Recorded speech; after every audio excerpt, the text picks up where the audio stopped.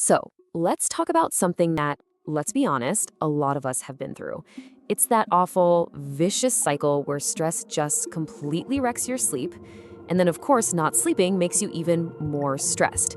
Today, we're going to break down the biology behind why that happens. But more importantly, we're going to dive into a powerful, science backed way you can break that cycle for good. You know the feeling, right? It's the middle of the night. You are absolutely exhausted. Your body is just begging for rest. But your mind? Your mind is wide awake, buzzing with worries, to-do lists, or just this weird electric hum. You're so tired, but you feel totally wired. It is one of the most maddening feelings in the world. And look, it turns out this isn't just in your head or some random fluke. There is a specific chemical culprit behind this whole paradox, a key player in your body's internal alarm system. Yep, we're talking about your main stress hormone. Okay, first up, the sleepless stress cycle. Before we can even get to the solution, we've really got to understand the problem on a biological level. We need to look at what's actually happening inside your body that turns your bed from a place of rest into a nightly battleground. So meet the main character in our little drama, cortisol. This is your body's #1 stress hormone. Its whole job is to get you ready for fight or flight by flooding your system with energy. Now, this is absolutely crucial for survival, but when it comes to sleep, its timing is everything. Now, here's where it gets really interesting. In a healthy cycle, your cortisol levels are supposed to peak in the morning. That's what gives you that jolt to wake up and get your day started. Then they slowly taper off all day, hitting their lowest point at night, which is the signal for your body to sleep. But chronic stress completely hijacks this natural rhythm. Your cortisol stays high all day, and this is the critical part. It's still high at night. This is the source of that tired but wired feeling. Your body is physically exhausted, but that high cortisol is just screaming, "Stay alert, danger," at your brain. So that's the biological trap we fall into. But the really good news is that you are not a victim of your hormones. The most effective long-term solution isn't about fighting your body with more chemicals or force. It's about patiently retraining your brain. So it's time to meet your brain's sleep coach. And I want to be clear, we're not talking about some fringe idea or a list of sleepy time tips you find online. The American College of Physicians, one of the most respected medical groups out there, has a crystal clear recommendation. That quote you see says it all. CBTI is the first-line treatment for insomnia. That means it's what top doctors recommend trying before pills, before anything else. So what in the world is CBTI? Well, it stands for Cognitive Behavioral Therapy for Insomnia. And the core idea is actually simple, but it's incredibly powerful. It's a skills-based therapy that zeroes in on changing the specific thoughts and behaviors that are fueling your sleep problems. This isn't about a quick chemical fix. It's about fundamentally rewiring your entire relationship with sleep. So, how does this retraining actually work? What's in the box? Well, let's open up the CBTI toolkit and break down 3 of the most powerful, evidence-based techniques that can help you finally take back your nights.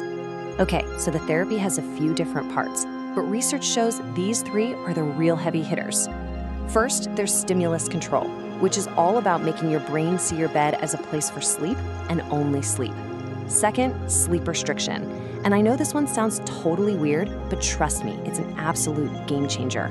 And third, cognitive therapy, which is where you learn to disarm all those anxious thoughts that keep your mind racing. All right, let's start with stimulus control. See, if you have insomnia, your brain has probably learned to associate your bed with feeling frustrated, anxious, and awake. The whole goal here is to break that connection. The rules are simple, but they're strict. You only go to bed when you actually feel sleepy. Your bed is for sleep and sex, period. No scrolling on your phone, no watching TV, no worrying. And here's the big one. If you're not asleep in about 20 minutes, you have to get up, go to another room, and do something quiet until that sleepy feeling comes back. This slowly but surely retrains your brain to see the bed as a place for rest, not a wrestling mat. Okay, now we're getting to what's probably the toughest part of CBTI. This is the one that often feels the most bizarre and challenging for people to even start, but it's also one of the most effective. It's called sleep restriction. I know, it sounds absolutely bonkers at first. You're going to treat insomnia by temporarily sleeping less? But the logic here is brilliant. It's all about building up what's called your homeostatic drive to sleep, basically a powerful biological hunger for sleep. By temporarily limiting your time in bed to only the hours you currently average sleeping, you make that sleep drive incredibly strong. Your sleep becomes deeper and more solid. Then, once your sleep efficiency improves, you slowly and carefully start extending your time in bed again. And finally, we get to the cognitive part of the therapy. This is all about targeting the worried mind itself. The goal is to spot and challenge all those unhelpful beliefs you have about sleep. You know the ones. Thoughts like, if I don't get exactly 8 hours, tomorrow is going to be a total disaster. This therapy helps you set realistic expectations, stop blaming every single life problem on a bad night's sleep, and crucially, realize that trying harder to sleep is the best way to stay awake. It teaches you how to stop one bad night from spiraling into a whole week of anxiety. Okay, so these techniques all sound pretty good in theory, but how do they actually stack up against the most common solution for insomnia out there, sleeping pills? Well, let's take a look at the long-term evidence. When you put CBTI head-to-head with hypnotic medications, the results are pretty striking. See, the benefits of medication often disappear the moment you stop taking the pill, but CBTI, it provides lasting benefits, with people still sleeping better even 6 months later.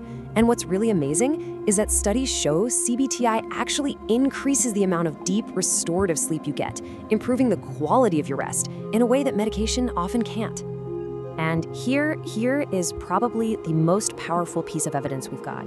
In one study that compared CBTI against the popular sleeping pill Ambien, researchers found that the therapy by itself was just as effective as using the therapy plus the pill.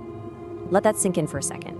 The skills you learn through this training are just as potent as a leading prescription drug. So, let's pull all of this together. We're not talking about a magic bullet here, but a clear, actionable strategy. This is really about taking back the night, and this is your path to regaining that control. You know, if there's one single idea you should take away from all this, it's this one. For so many of us, insomnia isn't a disease. It's a series of learned habits and thought patterns. And the key to better sleep isn't to wrestle with it and fight harder against it every single night. It's to patiently retrain your brain and body for it.